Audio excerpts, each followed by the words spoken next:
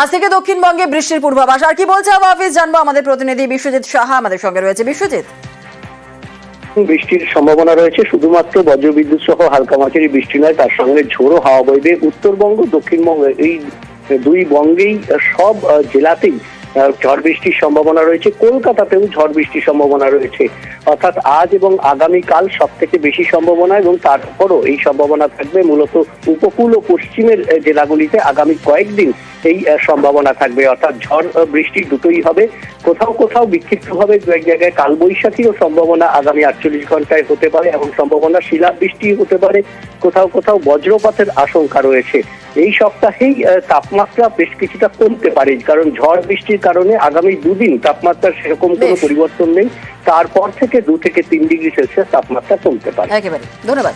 যাদবপুরে বৃত্ত সম্পূর্ণ অতি বাম রাজনীতির আঁতুর ঘর বলেই পরিচয়। আর সেই যাদবপুরে রাম নবমী পালন, মূর্তি বসিয়ে যাদবপুরে রাম পুজো, আজাদি স্লোগান মুছে গতকাল তিরঙ্গা।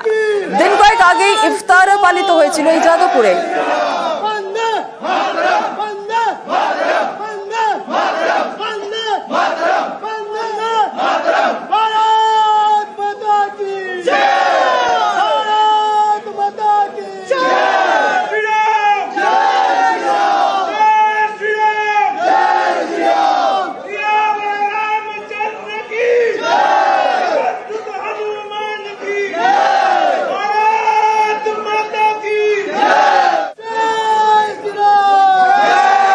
রবিবারে যাদবপুরে রামনবমীর পুজোয় প্রাক্তন ভারপ্রাপ্ত উপাচার্য বুদ্ধদেব সাউ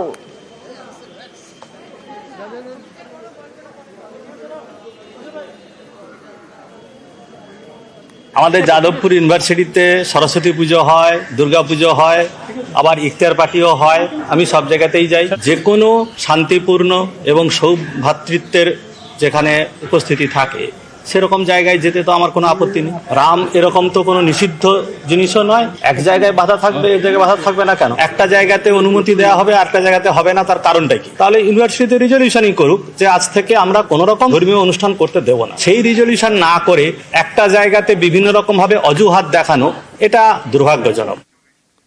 আর এদিকে শিক্ষাঙ্গনে কেন ধর্মাচরণ প্রশ্ন যাদবপুরের প্রাক্তনীদের। সর্বোপরি একটা বৈজ্ঞানিক দৃষ্টিভঙ্গি থেকে বিভিন্ন বিষয়ের অনুসন্ধান, এইটা একটা বিশ্ববিদ্যালয়ের উদ্দেশ্য। মুক্ত চিন্তার পরিসর তৈরির ক্ষেত্রেও যাদবপুর বিশ্ববিদ্যালয় অগ্রণী। যে কোনো বিশ্ববিদ্যালয় থেকেই ধর্মাচরণকে দূরে রাখা উচিত। মূলগত ভিত্তি আছে, একটা জোর আছে, সেই রাজনীতি, তার ভিত্তিতে রাজনীতি হয় আর কি। রামনবমী হোক অথবা ইফতার পার্টি হোক অথবা অন্য যে কোনো ধর্মের যে কোনো ধর্মাচরণ হোক, সেটা যাদবপুরের সংস্কৃতির সঙ্গে যায় না। যাদবপুর বিশ্ববিদ্যালয়ে যদি সেই দিকে যায় তাহলে সেটা খুবই দুঃখের ব্যাপার হবে। আমি দেখেছি, শুনেছি, বলেন যে যাদবপুর বিশ্ববিদ্যালয়ে তো দুর্গাপূজা হয়, এখন সেখানে স্টাফ কোয়ার্টার আছে, ফলে যেভাবে হয়তো একটা আবাসনে দুর্গাপূজা হয় সেই স্পিরিটেই ওখানে হয়। সেইটাকে যদি কেউ হাতিয়ার করে এখন বলে যে দুর্গাপূজা হচ্ছে, অতএব রামনবমী করতেই হবে, অতএব ইফতার করতেই হবে। শিক্ষা প্রতিষ্ঠানটাতে এরকম ধর্মাচরণের নিয়ে প্রতিযোগিতার জায়গা নয়। যে উৎসবে আনন্দ নেই, আস্ফালন আছে, সেটা উৎসব নয়। এই যে আজকে যেটা অনুষ্ঠান যারা করলেন, তারা কিন্তু কোথাও একটা এক্সক্লুসিভিস্ট একটা কর্মসূচি নিতে চাইলেন, যেটা আমি মনে করি উৎসবের স্পিরিটটার সাথেই যায় না, আর বিশ্ববিদ্যালয়ের স্পিরিটের সাথে তো কোনোভাবেই যায় না।